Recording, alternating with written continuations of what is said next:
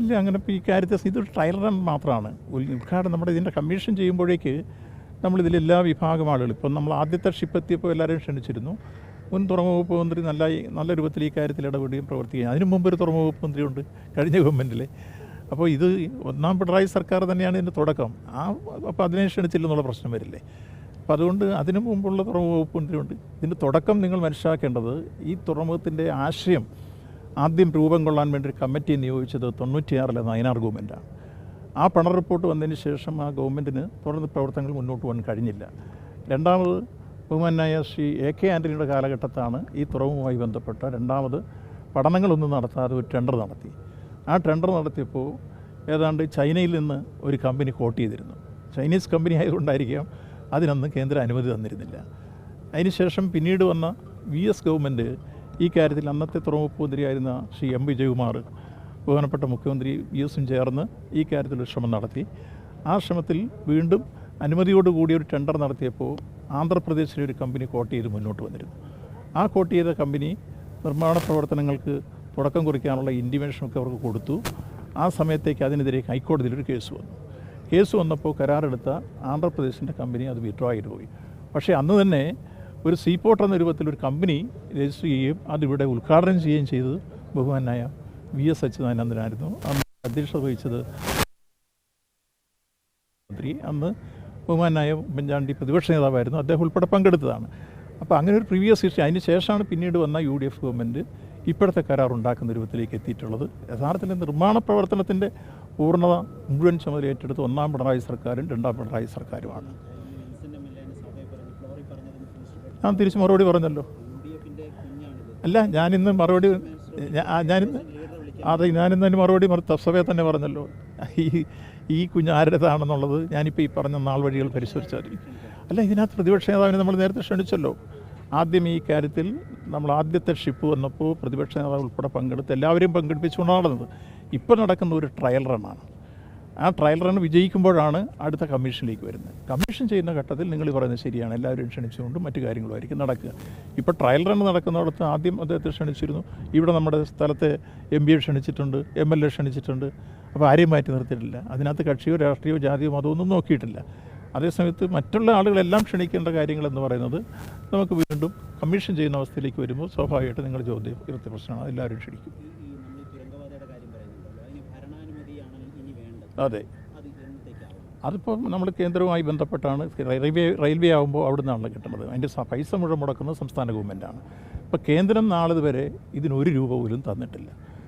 ഇപ്പോൾ ഈ പ്രോജക്റ്റുമായി ബന്ധപ്പെട്ട് നമുക്ക് കിട്ടുന്നത് വയബിലിറ്റി ഗ്യാപ്പ് ഫണ്ടാണ്, VGF.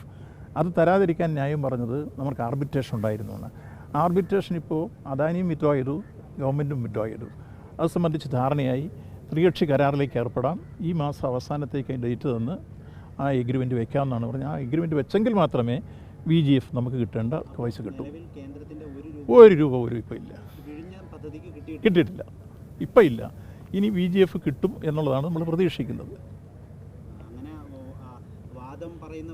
അല്ല, അതുകൊണ്ട് അതല്ല വസ്തുതയായിട്ട് പറയണ്ടേ. ഞാനീ പറഞ്ഞത് ഫാക്റ്റ് ആൻഡ് ഫിഗറാണ്. നമുക്ക് കേന്ദ്രത്തിൽ നിന്ന് കിട്ടേണ്ടത് ഇതുമായി ബന്ധപ്പെട്ട VGF ആണ്. ആ VGF തരാൻ തടസ്സം പറഞ്ഞിരുന്നത് പ്രധാനമായി ആർബിട്രേഷനാണ്. ആർബിട്രേഷൻ ഇപ്പോൾ അദാനിയും വിഡ്രോ ചെയ്തു, നമ്മൾ ചർച്ച ചെയ്ത് നമ്മളും വിഡ്രോ ചെയ്തു. അപ്പോൾ ധാരണയിലെത്തി നെഗോസിയേഷനുടെ. ആ ധാരണയനുസരിച്ച് ഇപ്പോൾ ത്രികക്ഷി കരാറിൽ ഒപ്പിടണം. ആ ഒപ്പിടാനുള്ളൊരു ഡേറ്റ് പറഞ്ഞിരിക്കുന്നത് 27-ാം തീയതി ജൂലൈ. ആ 27 ഒപ്പിട്ട് കഴിയുമ്പോൾ നമുക്ക് 817 പോയിൻറ്റ് സംതിങ് ആണ് നമുക്ക് VGF കിട്ടുക. അത് ഇതുവരെ കിട്ടിയിട്ടില്ല എന്നുള്ള യാഥാർത്ഥ്യം ഞാൻ പറഞ്ഞില്ല, കിട്ടുകയെന്ന് ഞാൻ പറഞ്ഞില്ല. അപ്പോൾ ഇതുവരെ മുടക്കിയിട്ടുള്ള ഗവൺമെൻറ്റുമായി ബന്ധപ്പെട്ട ഫണ്ടെല്ലാം സംസ്ഥാന ഗവൺമെൻറ്റിൻ്റെതാണ്. ഇതാണ് യാഥാർത്ഥ്യം.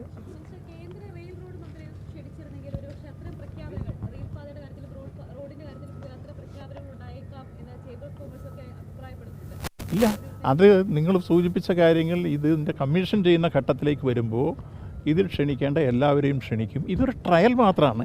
അല്ല നിങ്ങൾ പറയുന്ന ഒരു ട്രയൽ എടുക്കുന്നിടത്ത് എല്ലാവരും വന്ന് കാഴ്ചക്കാരായിരുന്നുണ്ട്. പരീക്ഷണം വിജയിച്ചില്ലെങ്കിലോ? ട്രയൽ എന്ന് പറയുന്നത് എന്തോ നമ്മളൊരു പരീക്ഷണമാണ്.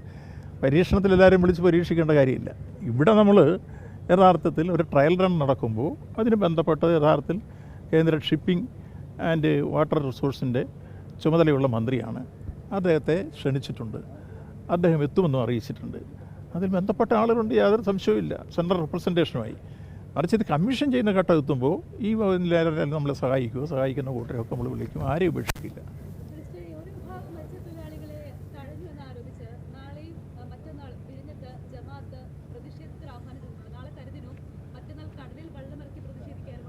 അതൊക്കെ നിങ്ങളുടെ തെറ്റായ ധാരണയാണ്.